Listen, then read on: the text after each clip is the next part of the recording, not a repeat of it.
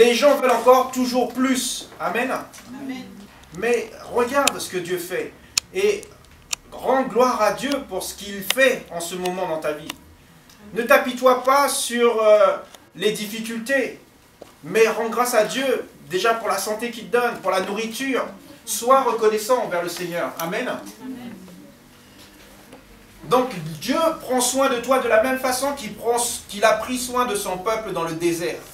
Peut-être que tu traverses un désert aujourd'hui. Mais Dieu est là, il prend soin de toi. Regarde à Dieu.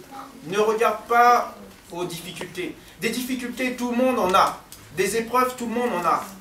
Mais nous avons Dieu. Tu as Dieu. Et la Bible te dit que Dieu est avec toi et tu ne manqueras de rien. Quelles que soient les épreuves, quelles que soient les circonstances que tu es en train de traverser. Amen. Les choses ne changent pas. Dieu est bon. Il a été bon et il est encore bon aujourd'hui, demain et éternellement. Amen.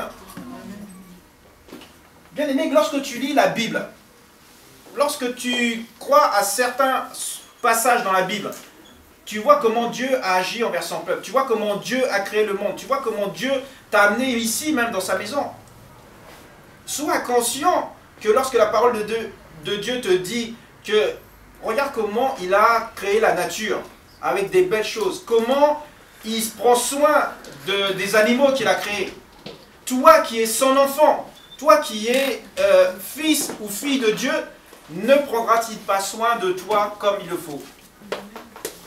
Beaucoup de gens ont des doutes sur est-ce que Dieu prend soin de moi? Est-ce que Dieu même se soucie de moi? Si Dieu se soucie de la nature, tu crois qu'il ne se soucie pas de toi qui es son enfant? Rappelez-vous que Dieu a envoyé Jésus, son propre fils, son seul et unique fils, pour nos péchés. Amen. Dieu a sacrifié son propre fils, son enfant. Toi qui as des enfants, tu dois comprendre ça. Imagine Dieu. Dieu a un cœur. Nous sommes créés selon la nature de Dieu. Amen. Amen. Donc nous avons aussi... Dieu a des sentiments. Dieu ressent la même chose. Il a donné son fils, bien-aimé, pour gagner des millions, des milliards de fils que nous sommes aujourd'hui. Amen. Amen. Et Dieu va prendre soin de toi comme il a pris soin de son fils et comme il a pris soin de son peuple. Amen. Donc la Bible dit dans le livre de Matthieu, chapitre 6, verset 25 qu'on a lu, il dit que Salomon, tu vois, Salomon qui était l'un des hommes les plus grands dans le monde. Il a dit que Salomon, même lui, n'a pas été revêtu comme l'herbe des champs. Alors que nous savons, bien aimés, que Salomon a été l'un des rois les plus puissants, les plus riches de la terre. Amen. Il dit alors ne t'inquiète pas de ce que tu mangeras ou de ce que tu boiras, de quoi tu seras vêtu. Car toutes ces choses, ce sont les païens. C'est ceux qui ne prennent pas, même pas conscience que Dieu existe. C'est ceux qui n'ont rien à faire de Dieu. Nous, en tant qu'enfants de Dieu, nous savons que nous avons un Père qui nous aime, qui prend soin de nous. C'est notre berger. Amen. Donc, nous ne devons pas rechercher cette chose.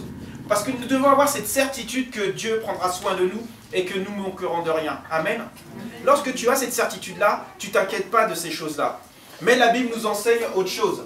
Il dit, car toutes ces choses, donc ce sont les païens qui recherchent. Mais votre Père Céleste sait de quoi vous avez besoin, comme je vous disais. Donc cherchez premièrement le royaume et la justice de Dieu, et toutes ces choses vous seront données. Alors pourquoi chercher Dieu, chercher son royaume et sa justice avant toutes ces choses? Parce que Dieu veut cette relation, Dieu veut que tu saches à quel royaume tu appartiens. Il veut que tu saches quel enfant tu es. Parce que si tu ne sais pas qui tu es, tu ne peux pas recevoir ce que tu dois avoir. Amen. Comme je te disais, si tu as cette conviction, cette certitude que Dieu prendra soin de toi, si tu sais qui tu es en Jésus-Christ, que tu es une fils et fille de Dieu, tu sais que Dieu prendra soin de toi. Amen. Et tu sauras qui tu es en Christ. Il dit, ne vous inquiétez pas du lendemain, car le lendemain aura soin de lui-même. À chaque jour suffit sa peine. Amen. Donc, concentre-toi sur Dieu. Beaucoup de gens ne comprennent pas encore pourquoi on doit rechercher Dieu, au lieu de rechercher ces choses-là. Je vous ai dit ce matin, et je vous le redis, Dieu prendra soin de toi. Tu ne manqueras de rien. Si tu es vraiment une brebis de Dieu, tu n'as pas de crainte à te faire. Parce que le berger prend soin de sa brebis. Le berger ne laisse pas sa brebis, il veille dessus. Amen. Donc il veillera sur toi. Et tu n'auras pas à te soucier de ce que tu vas manger, ou de ce que tu vas boire, ou de ce que tu seras vêtu. Amen. Si tu as besoin, nous allons voir dans la Bible plusieurs exemples de gens qui avaient des besoins, qui avaient des projets, qui avaient des désirs. Nous allons parler de Ruth, par exemple. Vous connaissez l'histoire de Ruth. Cette femme qui était mariée avec des fils de Naomi. Et voilà que son mari est tué et elle se retrouve veuve. Amen. Et là, il y avait une grande famille dans le pays. Et donc, Naomi qui avait 2 belles filles, Ruth et Orpha, je crois. Et donc, ces 2 belles filles, il leur dit, écoutez, vos maris sont décédés, retournez dans la maison de vos parents. Mais Ruth, elle dit, non, moi je reste avec toi. Je reste avec toi parce qu'elle ne voulait pas rester seule. Amen. Elle avait ce désir encore d'avoir un mari, tout en étant veuve. Elle recherchait ça. Et donc, elle a dit, je vais rester avec ma belle-mère. Et Naomi a entendu qu'il y avait de la nourriture. Dieu avait béni le pays. Et donc, elle a décidé d'emmener avec elle Ruth. Et lorsqu'ils sont arrivés là-bas, il y avait donc... bon, je raccourcis l'histoire, hein, sinon on va passer toute la journée. Et donc, là-bas, elle rencontre Boaz. Et c'est un homme riche, un homme, voilà. Donc sa fidélité à sa belle-mère Naomi, Ruth a bénéficié aussi de la faveur de Dieu. Amen. Donc je crois que Dieu connaît, la Bible dit que Dieu connaît les plans et les projets qu'il a formés sur chacun de nous. Si tu as ça à cœur, Dieu va accomplir les désirs de ton cœur. Mais la Bible nous rappelle qu'on doit rechercher Dieu en premier. Hein, le verset du psaume, il dit « Fais de l'Éternel tes délices, et il te donnera ce que ton cœur désire. » Rechercher Dieu parce que c'est Dieu qui est la source. Il y en a beaucoup qui recherchent les bénédictions au lieu de rechercher la source, celui qui donne les bénédictions. Lorsque tu recherches Dieu, ça veut dire que tu recherches sa présence, tu recherches à lui plaire. Dieu, bien sûr, il va te combler. Dieu va prendre soin de toi. Dieu va te bénir. Amen. Donc si tu es à la quête d'un homme de mariage, sois fidèle. Sois fidèle envers le Seigneur. Vous connaissez mon histoire. Je vous dis, hein, vous savez, la Bible dit que Dieu regarde au cœur. Il ne regarde pas aux artifices, il ne regarde pas à tout ce que tu peux faire. Il regarde ton cœur. Lorsque j'ai demandé à Dieu en année 2009, Seigneur, je veux me réconcilier avec toi. Et tu sais, Seigneur, la seule chose que je désire, c'est avoir une épouse qui marche avec toi. Vous savez, Dieu a exaucé ce vœu, ce désir rapidement. Dans les 3 mois, je rencontrais ma future épouse. Et on s'est mariés 4 ou 5. Dans les 6 mois, dans 3 mois après qu'on s'est rencontrés. Donc, Dieu peut faire. Dieu cherche un cœur. Comme la Bible dit, Dieu cherche comment il dit ça? Il cherche un... C'est pas un intercesseur, c'est quelqu'un qui se tient sur la brèche. Hein? Mais voilà, lorsque tu es sur la brèche, ça veut dire que tu es en prière, bien-aimé. Tu es en prière et Dieu attend une prière sincère de cœur que tu puisses lui exposer. Amen. C'est Dieu qui a formé les plans. Et moi, je crois que vraiment, Dieu exauce puisqu'il l'a fait dans ma vie. Et donc, il peut faire ça dans la vie de n'importe qui. Donc, sois fidèle en le Seigneur. sois fidèle dans le Seigneur. Si tu es à la recherche d'un travail, d'un poste, de quelque chose, sache que nous avons aussi l'exemple de Joseph, que Dieu lui a montré par un songe comment il allait l'élever, comment il allait obtenir un poste très important. On peut avoir ce désir-là. Dieu nous l'a montré à travers la vie de Joseph. Mais ce n'est pas une vie sans épreuve, bien-aimés. On ne peut pas avoir quelque chose du jour au lendemain. Il y a des étapes à passer. Et là, il faut que tu franchisses les étapes, les épreuves petit à petit. Dieu n'a pas créé le monde en un jour, vous le savez. Donc Dieu ne va pas aussi accomplir des choses dans ta vie en un jour. Il va falloir patienter. Il va falloir être persévérant. Persévérant dans la prière, dans ta fidélité à Dieu. Persévérant dans ce qui plaît à Dieu. Amen. Donc, sache que là aussi, Dieu est avec toi. De la même façon qu'il a été avec Joseph dans toutes les épreuves. Petit à petit, la Bible nous le montre clairement que Dieu est avec lui. Parce que quelle que soit l'épreuve qui passait, Dieu confirmait sa présence par une bénédiction même à travers cette épreuve. Dieu peut te bénir dans l'épreuve. Tout en traversant cette épreuve, tu peux avoir, comment on peut dire, tu peux voir la main de Dieu dans l'épreuve. Amen. Amen. Et Joseph, vous savez tout ce qu'il a traversé. Peut-être que tu traverses ça. Mais sache que pour avoir ce poste à haute responsabilité, ce travail que tu recherches, il va falloir passer par des difficultés, par des épreuves. Je donnais ce témoignage-là parce que j'aime bien donner ce témoignage-là. Vous savez, lorsque moi je travaillais à Paris, je faisais presque 2 heures des fois de trajet pour aller travailler. Et j'aurais pu me dire, non, Seigneur, c'est trop dur. Moi, je ne veux pas aller, je sais pas, je vais prendre un petit boulot. Vous savez, des fois, il faut passer par des moments difficiles pour obtenir ce que Dieu veut te donner. Et lorsque j'allais à Paris, là, pendant 2 heures, tous les jours de trajet, je priais, je disais, Seigneur, merci pour mon travail ici à Tours que tu m'as donné. Ça durait des années, bien aimé. Et j'aurais pu être découragé, dire non, ça y est, j'arrête, j'en peux plus. Mais au bout, ce qu'il y a eu, c'est que quelqu'un savait qu'il y avait à Paris quelqu'un qui habitait à Tours. Et ils m'ont contacté pour me dire, oui, on sait que tu habites à Tours, est-ce que tu veux travailler à Tours? Ben, je n'allais pas dire non, bien aimé. Et là, vous allez voir la bénédiction. Il y a beaucoup de gens qui abandonnent parce que c'est trop dur, parce que le travail, ceci, cela. Et du coup, ils passent à côté de la bénédiction que Dieu avait pour eux. Amen. Tu dois persévérer. Dieu est avec toi. Avec Dieu, tu ne manqueras pas. Avec Dieu, tu ne manqueras pas le but. Avec Dieu, tu vas pas louper ta bénédiction. Mais il faut persévérer, il faut tenir. Ça peut durer des années, oui. Mais sache qu'au bout, il y a la bénédiction. Amen. Alors peut-être aussi, tu veux un enfant. Tu as ce désir. Et la Bible nous montre aussi l'exemple de Anne. Vous vous rappelez de Anne et de Pénina, qui étaient mariées à cet homme. Je ne me rappelle plus son nom.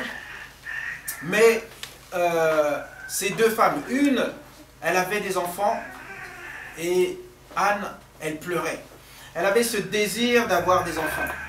Et elle allait dans la maison de Dieu, bien-aimée. Elle priait. Elle déversait son cœur, bien-aimé, dans la maison de Dieu. Pour vous dire comment la prière, c'est important. Dans la maison de Dieu. C'est bien de prier à la maison. Mais regardez les exemples dans la Bible. Des gens, des femmes, des hommes qui sont venus prier dans la maison de Dieu. Pour implorer le Seigneur. Dieu a vu le cœur d'Anne. Amen. Amen. Dieu a regardé dans son cœur. L'année d'après, bien-aimé, cette femme a eu un enfant. Elle était stérile. Cette femme a eu un enfant. Mais elle a fait un vœu à Dieu. Ouais, c'est pour ça que je crois qu'il faut aussi honorer sa parole. Il faut honorer les vœux. Parce que beaucoup disent à Dieu, oh Dieu, si tu me donnes ça, je ferai ça. Mais quand ils reçoivent, ils ne font pas. Ils n'honorent pas leur engagement. Amen. Et quand tu ne respectes pas tes engagements, ça veut dire que tu n'es pas intègre. Et donc Dieu ne te bénit pas, bien-aimé. Ou tu peux perdre ta bénédiction. Et du coup, cette femme, elle a été bénie. Elle a été bénie parce que Dieu a vu sa fidélité. Dieu a vu son intégrité. On doit être honnête avec Dieu. On ne peut pas rouler Dieu, bien-aimé. Amen. Sois honnête avec Dieu. On peut aussi avoir l'exemple de Job. Vous savez, Job était un homme prospère, bien-aimé. Ça veut dire qu'il avait tout ce dont il avait besoin. Il avait plus qu'assez, on dit. Job avait la santé, il avait ses enfants, ses belles-filles, il avait son troupeau. La Bible nous dit que Job était prospère. Amen.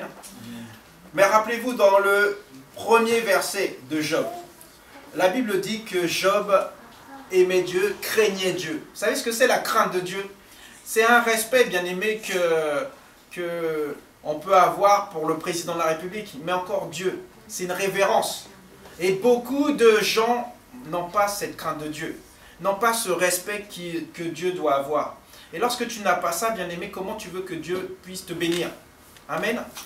Donc il faut avoir cette crainte de Dieu. La Bible nous dit que Job craignait Dieu, il aimait Dieu, il était fidèle à Dieu.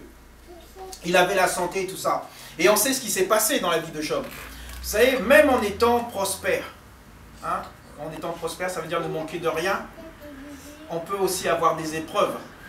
Parce que, vous savez, il y a des gens, lorsqu'ils sont prospères, ils oublient Dieu.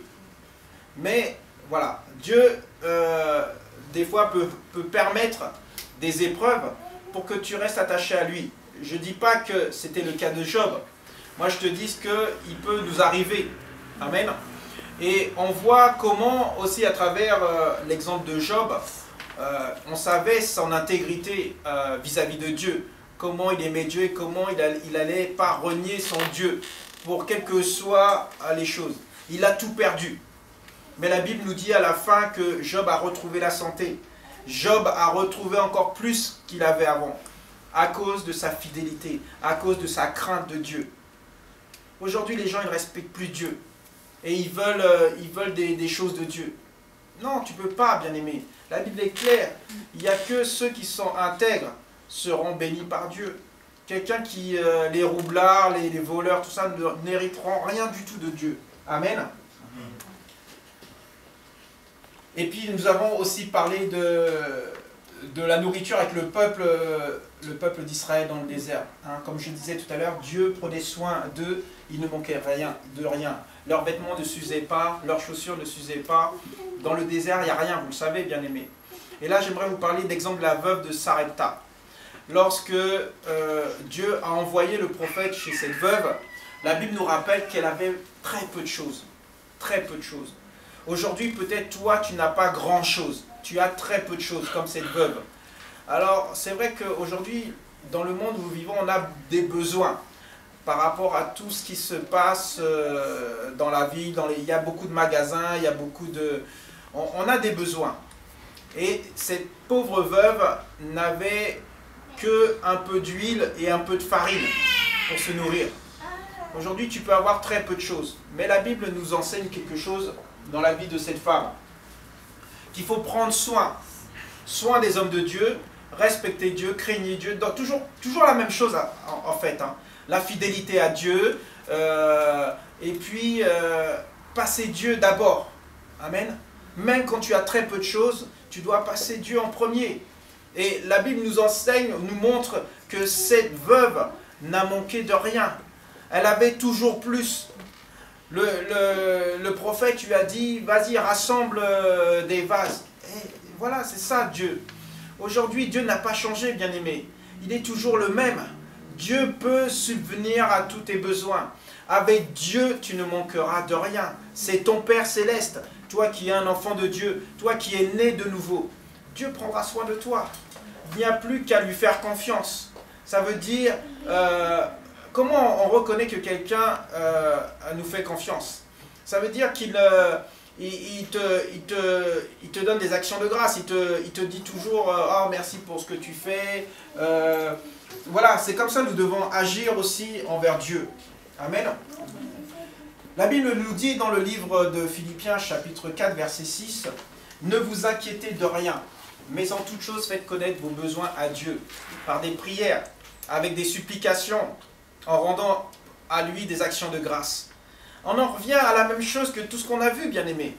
Cette mère, cette femme qui désirait être mère, Anne, qui allait dans la maison de Dieu, qui priait Dieu. La Bible nous dit, mais faites à Dieu des prières. Dieu attend ça pour agir dans ta vie. Mais nous, des fois, nous voulons, mais nous ne voulons pas faire prière. Comment tu peux avoir quelque chose sans faire ce que Dieu te demande? C'est pas possible.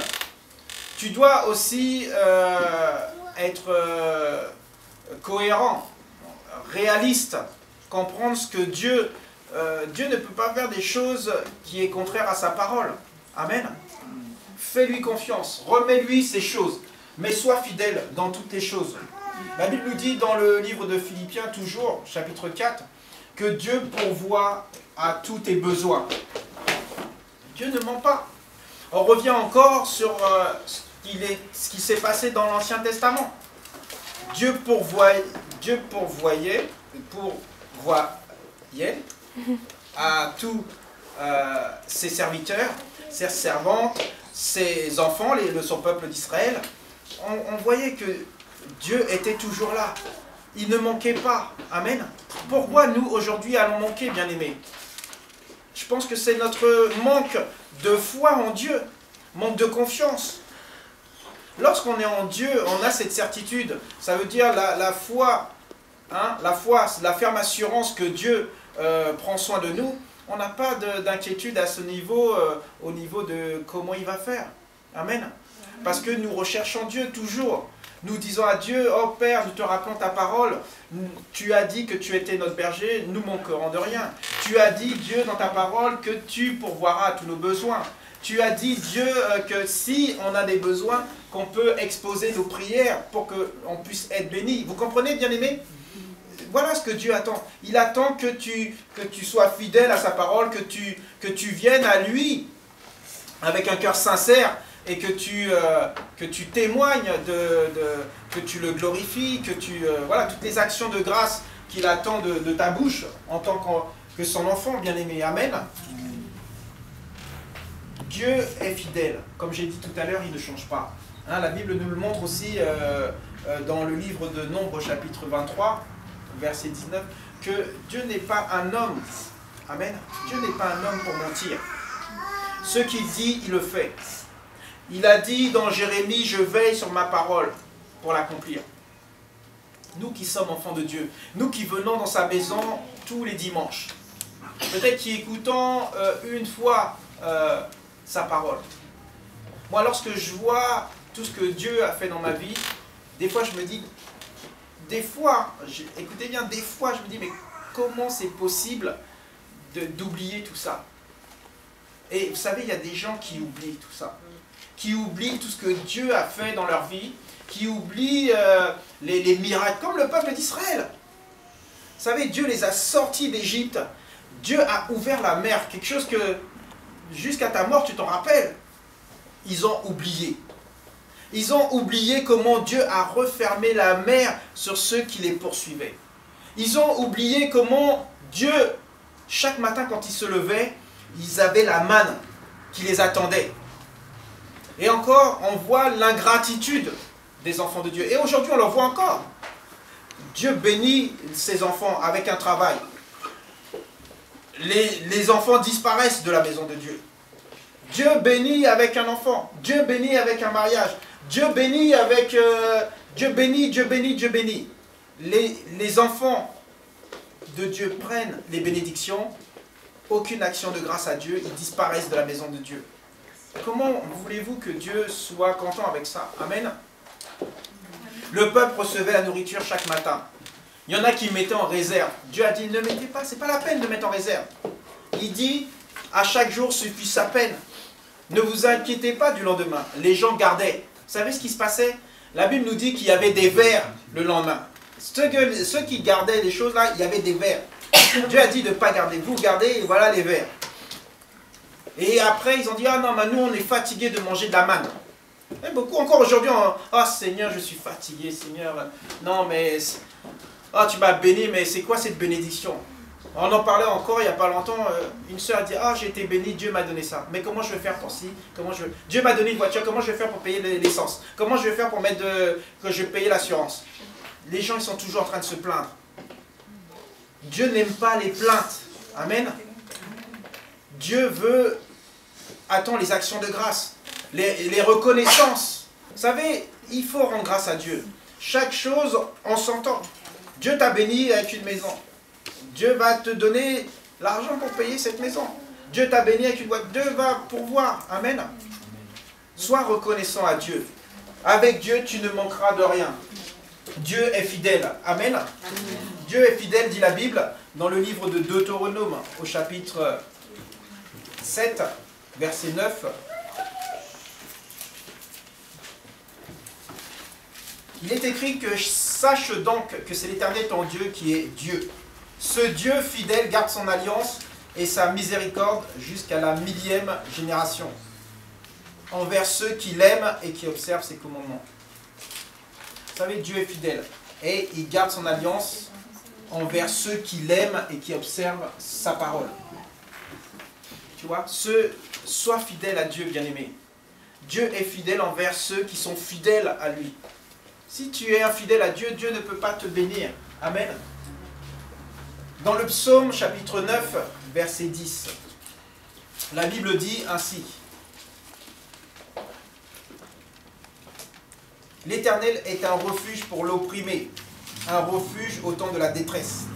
Tu sais, quelles que soient les difficultés que tu traverses, les épreuves, les tempêtes, la Bible dit que Dieu est ton refuge. Dieu va te protéger contre toutes les attaques du malin. Dans le Nouveau Testament, il nous le rappelle dans sa parole. Il dit, soumets-toi à Dieu. C'est pas se soumettre dans le sens, tu vois, c'est surtout, fais-lui confiance. Comment dire, cherche Dieu en premier. Ça veut dire, confie-toi en lui. Hein? Et puis, il dit, résiste au diable. Parce que le malin, nous, enfants de Dieu, le malin, il nous déteste à un point que vous ne pouvez pas l'imaginer. Résiste à ce malin qui essaye de te tromper, encore une fois.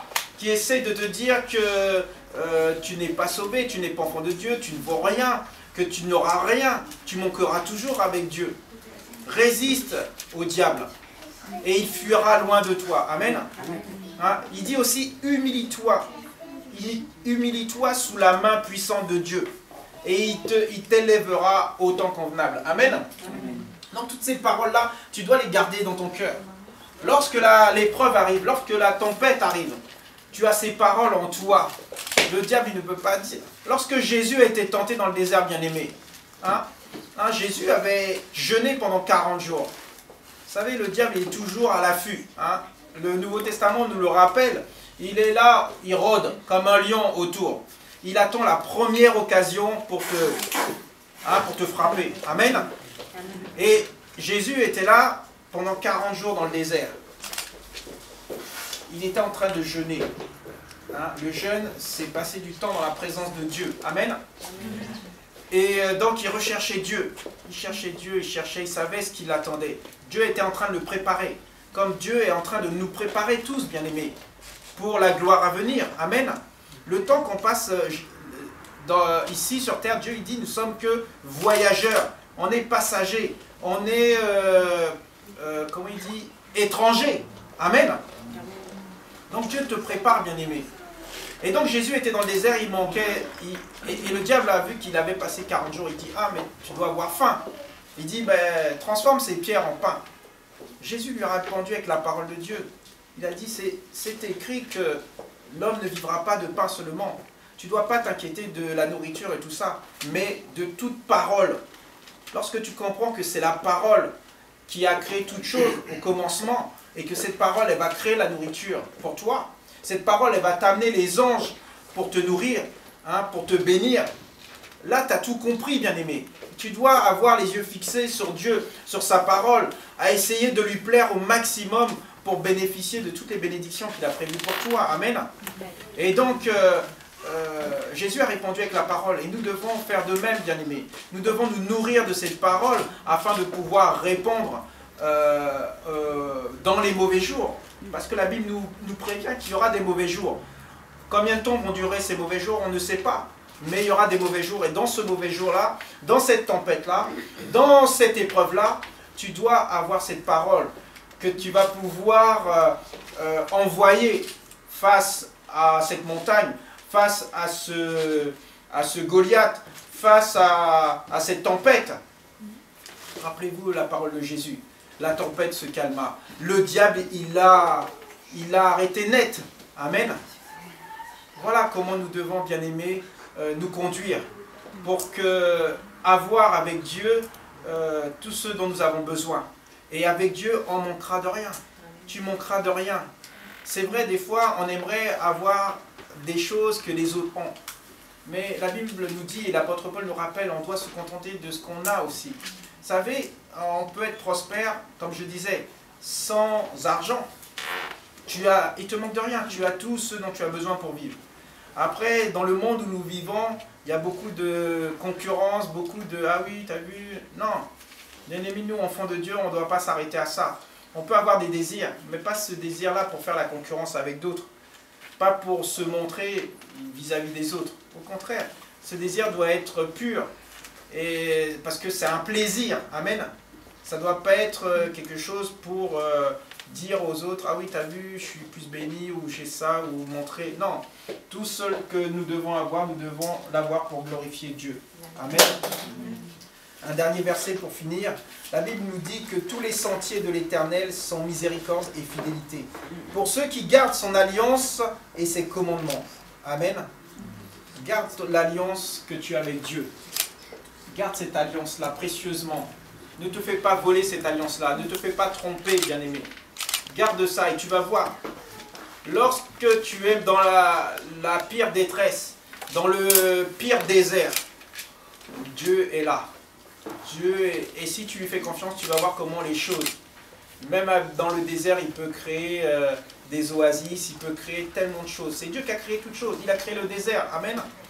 Donc, quelle que soit ta situation, fais-lui confiance. Avec Dieu, tu ne manqueras de rien. Amen. Prions le Seigneur. Seigneur, notre Dieu, notre Père, nous voulons te louer et te rendre grâce. Te rendre grâce pour ta présence. Tu as dit dans ta parole, dans le livre d'Hébreux, Seigneur, que tu ne nous abandonneras jamais, Seigneur. Que tu seras toujours avec nous, Seigneur. Et nous te bénissons, Seigneur, de ta présence.